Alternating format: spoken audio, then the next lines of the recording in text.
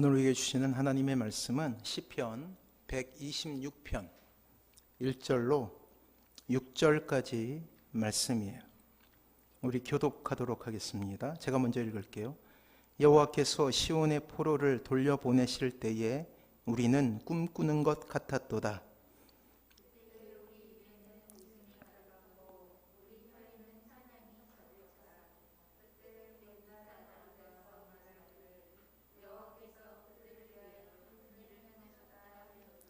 여호와께서 우리를 위하여 큰 일을 행하셨으니 우리는 기쁘도다.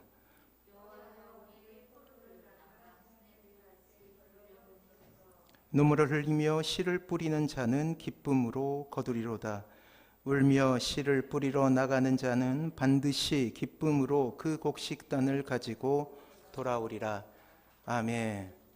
소중한 것을 잃어본 사람은 그 소중한 것이 주는 의미에 대해서 비로소 알게 되지요. 건강을 잃어본 사람은 건강이 주는 활력과 에너지가 얼마나 소중하고 가치 있는지 깨닫게 됩니다. 사랑하는 사람을 잃어버린 사람에게 더 이상 사랑하는 사람을 볼 수 없다라는 것은 참으로 고통스러운 것임을 눈물 가운데 깨닫게 되지요. 큰 실패를 경험한 사람에게 성공이라는 것은 더욱더 늘 동경의 대상이 될 수밖에 없는 거예요. 어쩌면 너무나 당연하게 생각하여 소중하게 여기지 못했던 것들이 그것을 잃어버렸을 때 또 다른 의미로 다가오게 됨을 우리는 비로소 깨닫게 된다라는 것입니다. 그래요. 소중한 것을 깨닫게 될 때까지 우리는 어떠한 대가를 지불해야 하는 것이죠. 이스라엘 역사 가운데 가장 처참한 일이 일어났어요. 결코 망하지 않으리라 여겨졌던 이스라엘이 멸망하게 된 거예요. 저 북이스라엘은 아수르라는 제국에 의해서, 또한 남유다는 바벨론이라는 제국에 의해서 멸망하게 된 것이죠.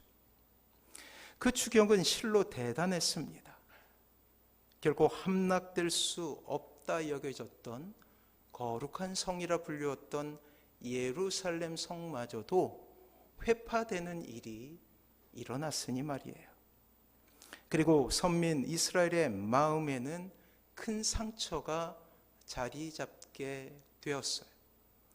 이 상처의 범위를 넘어서 요즘에는 그것을 트라우마라고 하죠. 자존심은 무너졌습니다. 나라를 이끌어야 될 인재들은 모두 바벨론의 포로가 되어버리고 만 거예요. 민족의 백년 대계를 이어갈 젊은이들이 전쟁으로 인하여서 죽게 되었습니다. 농토는 황폐하게 되었고 가축들은 죽었으며 창궐하는 전염병은 이스라엘의 공동체를 거의 괴멸 상태로 만들어버린 거예요. 그래요. 기쁨을 잃어버리게 된 것이죠. 사랑하는 성도 여러분, 우리의 인생 역시 이렇게 찾아온 재난들로 채워질 때가 있어요. 고난은 단 한 번으로 끝나는 법이 없음을 우리는 삶의 경험을 통해서 깨닫게 되지 않습니까? 이것을 설명하는 단어가 하나 있죠. 머피의 법칙이라고. 일이 좀처럼 풀리지 않고 갈수록 꼬이기만 하는 경우에 사용하는 그러한 단어가 되었습니다. 미국 에드워드 공군기지에 근무하던 머피라는 대위가 1949년, 참으로 오래된 이야기네요. 1949년 처음으로 사용한 용어예요. 자기의 이름을 따서 이제 머피의 법칙이다 라고 이름을 짓게 되었어요. 당시 미 공군에서는 조종사들에게 전극봉을 이용해서 가속된 신체가 갑자기 정지될 때 신체 상태를 측정하는 급감속 실험을 하게 됩니다. 나중에 조사해 보니 모두 실패한 거예요. 단 한 건의 성공도 이루지 못했어요. 이제 조사위원회가 꾸려지고 왜 이렇게 모든 실험이 실패할 수밖에 없었나를 조사해 보니 조종사들에게 쓰인 전극본 한쪽 끝이 모두 잘못 연결되었기 때문에 작은 실수 하나가 모든 실험을 망치게 했던 것 때문이었죠. 이는 한 기술자가 배선을 제대로 연결하지 않아 생기게 된 사소한 그러한 일이었습니다. 전극봉을 설계한 머피는 이를 보고 어떤 일을 하는 데는 여러 가지 방법이 있고 그 가운데 한 가지 방법이 재앙을 초래할 수 있다면 누군가 꼭 그 방법을 사용한다라고 이야기하며 그것을 머피의 법칙이라고 그렇게 부르게 됩니다. 한번 일이 잘못되면 그 뒷일이 좀처럼 풀리지 않고 오히려 가면 갈수록 꼬이고 되는 일이 없을 때 흔히 이 말을 사용하게 되죠.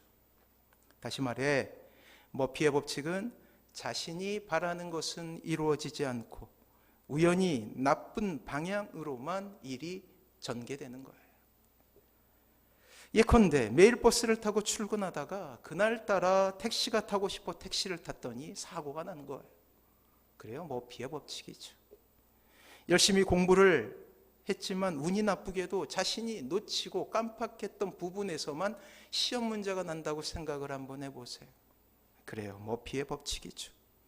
한번 꼬이기 시작한 삶은 더욱더 벼랑 끝으로 몰리고 고난은 일상이 되어 숨조차 쉬어지지 않는 그러한 경험을 하게 되는 거예요. 몇백 년간 이스라엘은 그러한 고난 가운데 서 있었어요. 사랑하는 성도 여러분, 언젠가 말씀드렸죠. 세상 사람들은, 하나님을 믿지 않는 사람들은 이렇게 이야기합니다. 인생은 고해라고, 고난의 바다, 고생의 바다라고 그렇게 이야기를 하죠. 하지만 신자가 하나님을 믿고 나서도 인생은 여전히 고해인 것처럼 보일 때가 있다라는 거예요. 여전히 신자가 되었지만 우리의 인생 가운데 고난이라는 것은 사라지지 않고 여러 가지 어려움과 아픔들은 여전히 우리의 인생 가운데 찾아와서 우리를 괴롭힐 때가 있다라고 이야기하며 한탄할 때도 있다라는 거예요. 신자가 되어서도 말이에요. 그리고 황망함으로 하나님을 보게 되죠. 고통스러운 물음들이 꼬리를 물게 됩니다. 왜 이러한 고통이 찾아오게 되었는지, 왜 하나님은 이러한 고통 속에 있는 자녀들에게 아무것도 하시지 않는 것인지에 대한 근본적인 물음이 생기는 거예요. 그 고통, 물음 자체가 고통이죠. 흔히 우리가 신앙생활할 때 우리는 이렇게 마음을 먹고 하지 않습니까? 마치 기적처럼 인생의 역전을 경험했던 많은 사람들의 이야기가 나의 이야기가 되길 소원하며 말이에요. 인생의 문제는 풀리고 자녀들은 나의 바람대로 자라며 망가진 육신의 건강은 마치 기적과도 같이 나을 수 있다라는 기대를 가지고 말이에요. 어려운 가정 경제는 놀랍게도 회복되고 탄탄대로 만사형통, 원래 기독교에 없는 말이지만 슬쩍 기대감을 가지고 우리의 삶 가운데 끌어와서 우리는 고백하지 않습니까? 탄탄대로 만사형통, 그리고 기대감을 증폭시키죠. 하지만 예수님 믿으면 복받아 삶의 문제가 해결돼 대박이야. 심지어 어떤 교회에서는 대박이야라는 말을 쓰더라고요. 그렇게 믿고 출발한 신앙생활의 환상이 깨지는 것은 우리가 신앙생활하며 얼마 되지 않아 우리의 기대감은 때로 철저히 무너질 때가 있죠. 사랑하는 성도 여러분, 신자에게도 인생의 흉년의 때를 지날 수 있음에 대해 이미 이 기쁨 시리즈를 설교하며 2번에 걸쳐서 여러분들에게 말씀드렸어요. 그래요, 신자에게도 흉년의 때가 있을 수 있음을 성경은 누누이 강조해 왔어요. 우리가 귀를 닫고 눈을 닫았기에 그렇게 믿고 있었던 것이죠. 그야말로 우리의 인생에 오늘 본문에 나와 있는 것처럼 울며 씨를 뿌리는 고통의 시간이 있음에 대해 성경은 결코 부인하지 않고 있다라는 거예요. 사랑하는 성도 여러분, 진리는, 진실은 신자에게 슬픔과 기쁨이 신비롭게 공존한다라는 것을 믿으시기 바랍니다. 신자에게도 어려움의 때가 있을 수 있다라는 거예요. 신자는 고난 가운데서도 즐거워할 수 있는 세상이 결코 이해하지 못하는 종류의 기쁨을 알고 있는 거예요. 이 기쁨이라는 개념을 그냥 세상에서 가져오면 안 된다라는 거예요. 신비한 기쁨이죠. 어려움 상황 속에서도 기뻐할 수 있는 것. 세상이 결코 이해할 수 없는 일 아닙니까? 그런데 신자의 기쁨은 이렇게 신비롭다라는 거예요. 인생은 고통의 바다이나 그럼에도 불구하고 그 고통 가운데 스스로를 가두지 않고 또 다른 기쁨으로 자신의 삶을 채워가는 놀라운 일들을 경험하게 되는 사람이 신자라는 거예요. 오늘 우리가 읽은 본문은 이스라엘의 역사가 드디어 환희를 경험할 때였어요.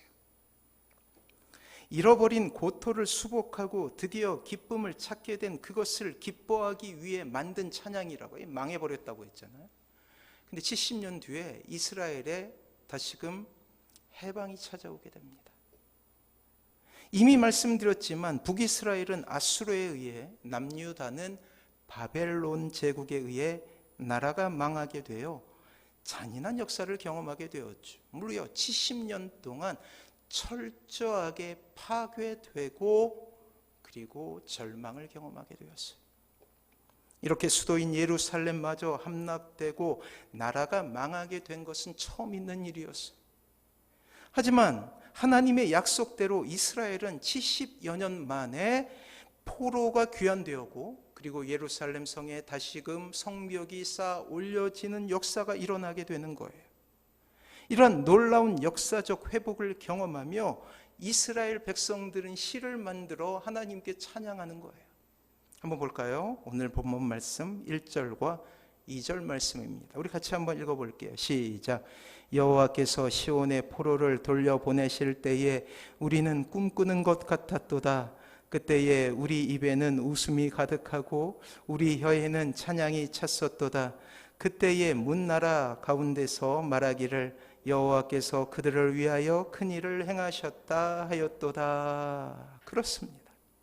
1년에 3번 성지순례 여정 마지막 시온의 대로를 지나면서 저 멀리 보이는 성전의 모습을 드디어 보게 된 거예요. 이스라엘은 자신의 역사 속에 일어난 이 놀라운 일들을 하나님 앞에 손을 들어 찬양하기 시작했던 것이죠. 순례객들은 오랜 여행의 피로에도 불구하고 성전을 바라보는 것만으로 기쁨이 회복되었다고요. 다시금 이스라엘과 함께 하시는 하나님의 은혜를 경험하며 기뻐할 수 있었다라는 것이죠. 그 장엄한 찬양의 소리는 예루살렘 전역을 울리며 듣는 이들의 마음을 기쁘게 하는 놀라운 일들이 되었다라는 것입니다. 참으로 감격적인 노래이죠. 하지만 우리는 오늘 본문을 읽으며 앞에 4절과는 다른 나머지 2절을 보게 됩니다.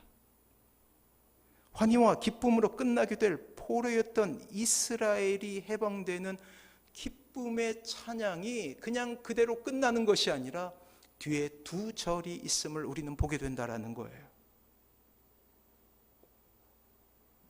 시인은 의도적으로 뒤에 2절을 첨가시켜요. 이스라엘은 기쁨을 되찾기까지 무려 70년의 시간이 필요했죠. 시인은 그 기쁨과 환희의 찬양 뒤에 뜻밖의 이야기를 전하고 있다라는 거예요. 이스라엘 회복과 환희의 역사를 나름대로 해석하며 하나님의 뜻을 우리에게 전하고 있는 것이죠. 5절과 6절 말씀을 우리 같이 한번 읽어보도록 하겠습니다. 같이 읽습니다. 시작. 흘리며 씨를 뿌리는 자는 기쁨으로 거두리로다. 울며 씨를 뿌리러 나가는 자는 반드시 기쁨으로 그 곡식단을 가지고 돌아오리로다. 아멘. 시인은 당시 해방된 이스라엘과 함께 지금 이 땅을 살아가고 있는 여러분들을 향하여서, 이 땅에 살고 있는 많은 고통을 당하고 있는 이들을 향하여서 놀라운 하나님의 뜻을 전하고 있는 것이죠.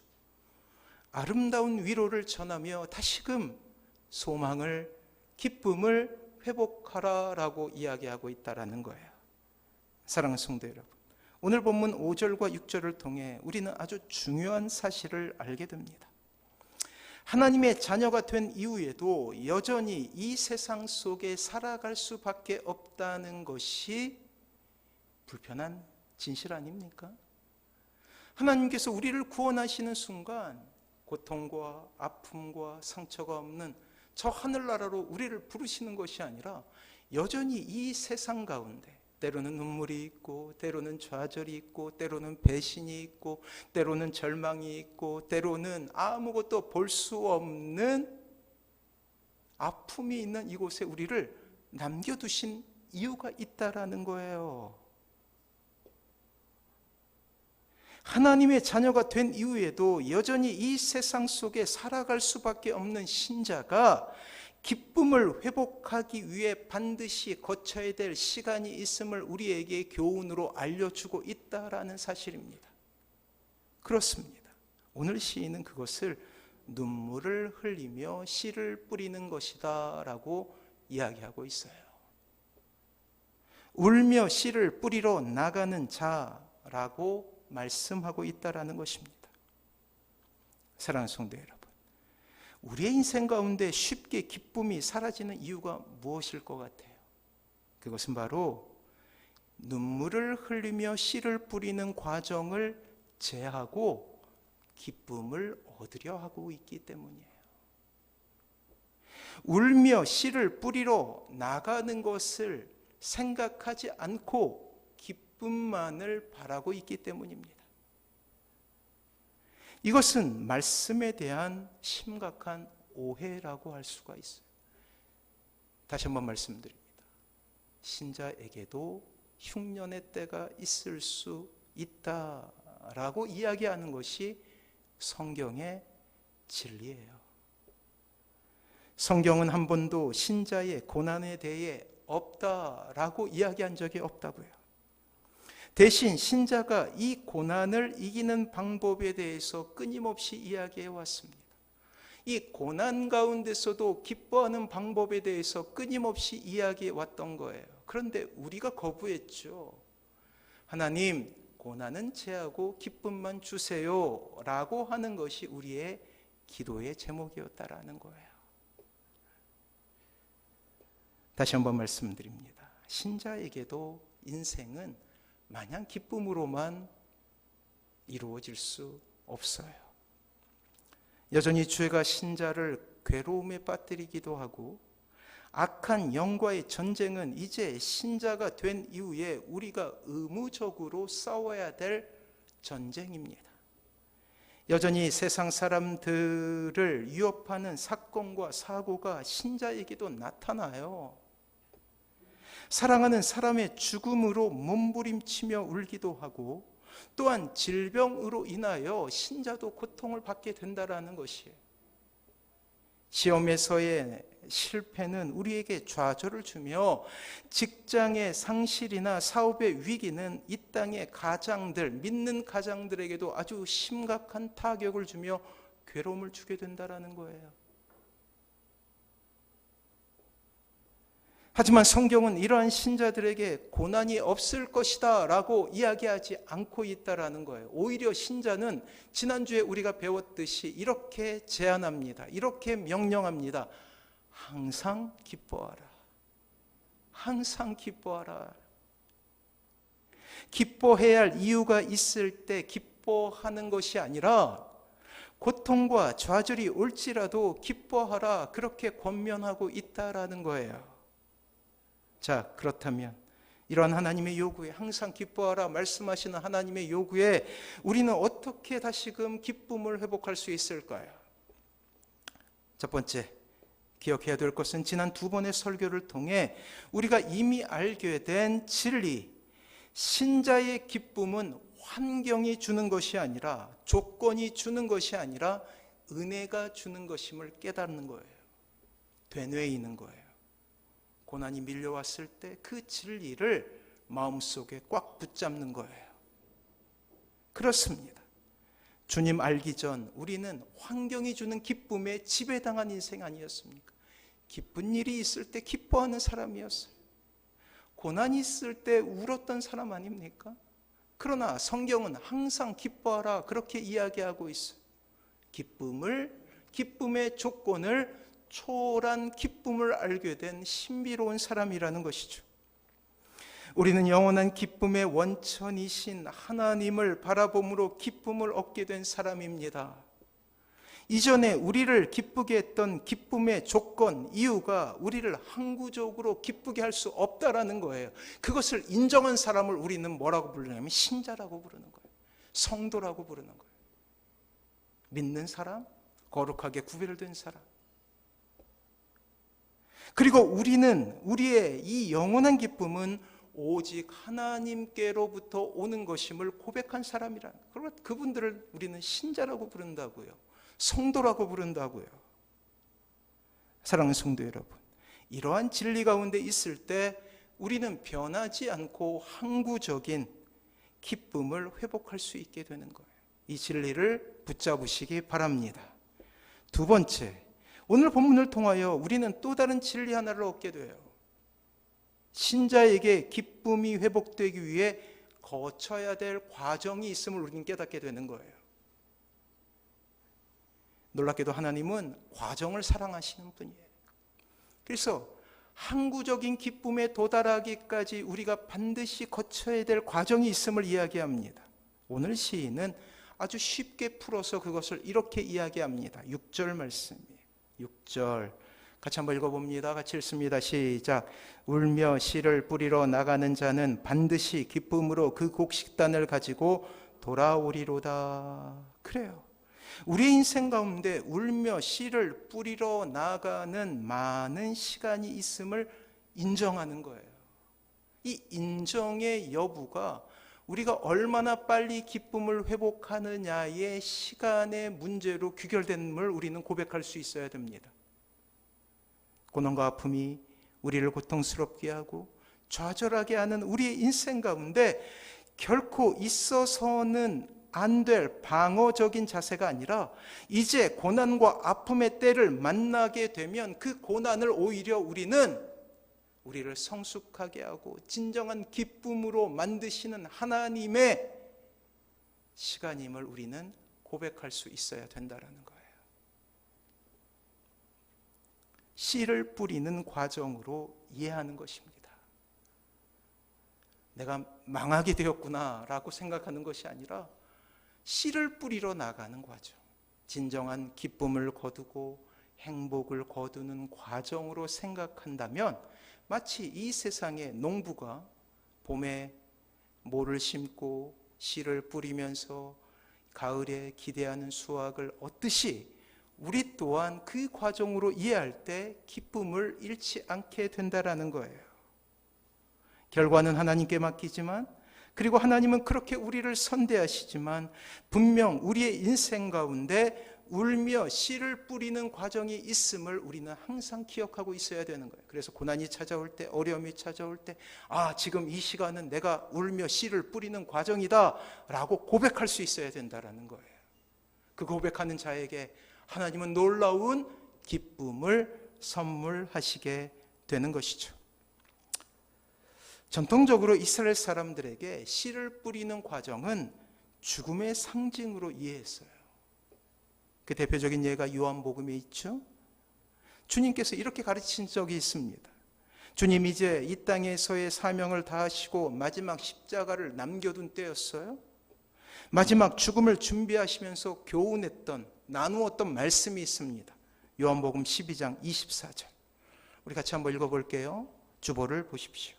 우리 같이 한번 읽어봅니다. 시작. 내가 진실로 진실로 너희에게 이르노니 한 알의 밀이 땅에 떨어져 죽지 아니하면 한 알 그대로 있고 죽으면 많은 열매를 맺느니라. 그래요. 뭐라고 그래요?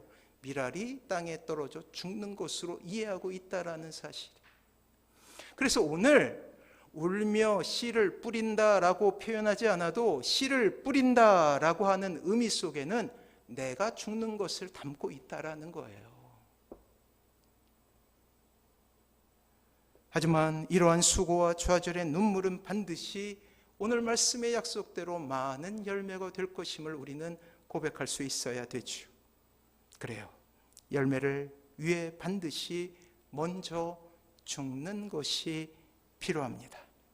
하지만 이러한 고난과 죽음에 대해서 우리는 우울할 필요가 없어요. 왜요? 과정이기 때문이에요. 결과가 아니에요. 끝이 아니라는 거예요.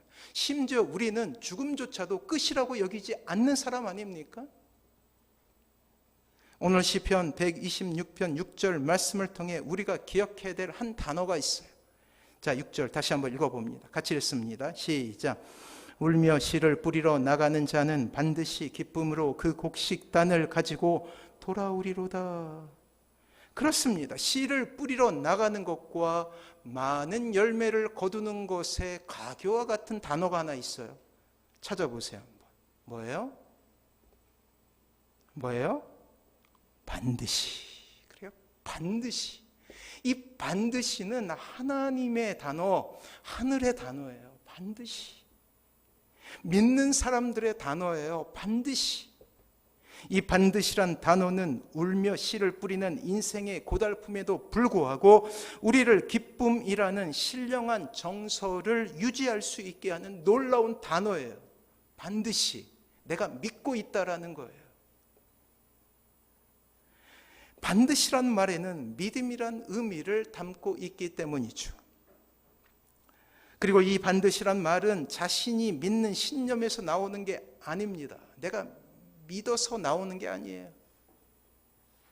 자신의 능력과 승리할 만한 어떤 이유를 자기에서 찾는 것이 아니라 이 반드시를 외치는 이의 믿음은 오직 하나님을 믿을 때만 고백할 수 있는 놀라운 선언인 것이죠.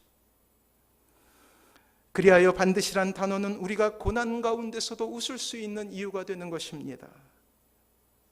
그 이유의 원천을 하나님께로부터 찾는 거예요. 사랑하는 성도 여러분, 현재의 역경이 하나님의 능력이나 은혜를 부인할 수 있는 증거가 될 수 없음을 기억하시기 바랍니다. 잘 들으세요. 현재의 역경이 하나님의 능력이나 사랑을 부인할 수 있는 이유가 돼서는 안 돼요. 왜 사람들이 은혜의 자리에서 떠나고 교회에서 떠나고 믿음의 자리에서 떠나느냐? 이 하나님이 하나님의 능력을 의심하거나 부인하기 때문이에요. 하나님의 사랑을 의심하거나 부인하기 때문이에요. 저는 이렇게 여러분들에게 확신하며 이야기하고 싶습니다. 사랑하는 성도 여러분, 하나님은 문제보다 크십니다. 이것을 믿으시기 바랍니다. 아멘 안 하기로 작정하셨습니까 오늘? 다시 한번, 사랑하는 성도 여러분, 하나님은 문제보다 크십니다. 이것을 믿으십시오. 우리의 인생 가운데 고난이 찾아오고 문제가 찾아왔다면 그것은 하나님의 능력이 없으셨기 때문이 아니라 우리의 인생 가운데 그러한 과정이 필요하기 때문임을 하나님 앞에 고백할 수 있어야 된다라는 거예요. 그러므로 우리는 언제나 하나님 안에서 기뻐할 수 있는 사람이라는 것이죠. 언젠가 하나님께서 명령하신 날, 우리의 인생이 이 시련이 우리를 성숙하게 하고 더욱 믿음의 사람으로 단단하게 만들어지는 그 담근질의 시간이 끝난 뒤에 우리는 비로소 깨닫게 될 거예요. 아, 기쁨은 우리와 늘 함께 했구나. 그 위대한 판정 가운데 우리는 웃을 수 있었구나라고 고백할 수 있게 될 것입니다. 하나님 우리의 인생 가운데 반드시라는 부사를 사용해서 기쁨으로 그 곡식단을 가지고 올 바로 그 날을 허락하셨음을 우리는 고백할 수 있게 된다라는 거예요. 비록 오늘 눈물을 흘리고 있다 할지라도, 비록 오늘 외롭다 할지라도, 비록 오늘 고독하다 할지라도 말이에요. 풍성한 소출을 기뻐하며 하나님 앞에 영광을 돌릴 그날이 있음을 우리는 반드시라는 그러한 단어를 통해서 오늘도 고백할 수 있어야 된다라는 것입니다. 사랑하는 성도 여러분, 불신자에게, 하나님을 떠난 자에게 시련은 고통일 뿐이지만 신자에게 시련은 영적 기쁨의 통로가 됨을 믿으시기 바랍니다. 하나님 스스로 반드시라고 말씀하고 계셔요. 환난과 시련의 때에 신자는 하나님으로 말미암아 누리게 되는 이 기쁨의 신령한 가치에 대해서 깨닫게 될 거예요. 그리고 더욱 깊은 감사를 경험하게 될 것이죠. 그러하기에 우리는 더욱더 하나님을 간절하게 찾아야 합니다. 더욱 깊은 만남 가운데 서야 합니다. 하나님을 믿고 따르며 하나님의 때를 기다릴 줄 아는 믿음의 용사가 되어야 한다라는 거예요. 세상의 방법에 주목하지 않고 끝까지 하나님의 방법에 창념하며 하나님의 뜻을 이루기 위해서 최선을 다해 오늘 비록 눈물을 흘린다 할지라도 주님을 바라보며 나아갈 수 있는 것이 우리의 모습이어야 된다라는 것입니다. 그럴 때 진짜 기쁨을 경험하게 되는 것이죠. 사랑하는 성도 여러분, 이 땅에 많은 신자들이 고난 가운데서 더욱더 뜨겁게 하나님을 만났어요. 그리고 그들은 고백하죠. 하나님의 사랑에 대해서. 그 고백을 우리는 간증이라고 부르죠. 간증. 그래서 간증에는 반드시 눈물을 흘리며 씨를 뿌리는 과정이 있어요. 어려움이 있어요. 외로움이 있어요. 고독이 있어요. 아픔이 있어요. 나를 이해해 주는 사람이 아무도 없을 수도 있어요. 그런데 결국 승리했다라는 이야기. 오늘 말씀으로 대비하면 결국 많은 소출을, 많은 열매를 얻게 되었다라는 것이죠. 때문에 성경은 끊임없이 고난은 불평과 불만이 대상이 아니라 기쁨과 즐거움의 근원이라고 이야기하고 있는 거예요. 오늘 말씀을 읽게 되고 오늘 말씀을 듣게 된 우리 또한 그렇게 고백할 수 있어야 된다라는 것입니다. 하나님을 의지함으로 보다 더 친밀함을 경험하고 마치 하나님의 뜻을 미리 본 사람처럼 반드시라는 말을 붙잡고 하나님 앞에 나아갈 수 있는 믿음의 용사가 되길 주님 바라신다라는 것입니다. 그래요. 신자가 고난 가운데 기뻐할 수 있는 이유는 반드시라는 하늘의 언어를 마음속에 새긴 사람이에요. 이 반드시라는 하나님의 언어를 붙잡고 오늘 비록 눈물을 흘리며 자기 자신을 죽이는 그러한 경험을 한다 할지라도 하나님의 기쁨을 경험할 수 있는 신비로운 기쁨을 알게 된 사람의 모습이라는 것입니다. 이 반드시라는 약속 가운데 기쁨을 회복하시길 바랍니다. 이것은 개인에게도 가정에게도 그리고 교회에게도 있는 거예요. 하나님 우리에게 다시금 울며 씨를 뿌리라 라고 말씀하고 계셔요. 내가 죽어야 합니다. 그럴 때 놀랍게도 하나님 우리의 인생 가운데 큰 기쁨으로 위대한 하나님의 일로 기적으로 하나님의 거룩하신 그러한 사랑으로 행복으로 우리의 인생을 채우시게 될 거예요. 이렇게 하나님 앞에 서시는 사랑하는 모든 성도님들 되시길 주님의 이름으로 축원합니다.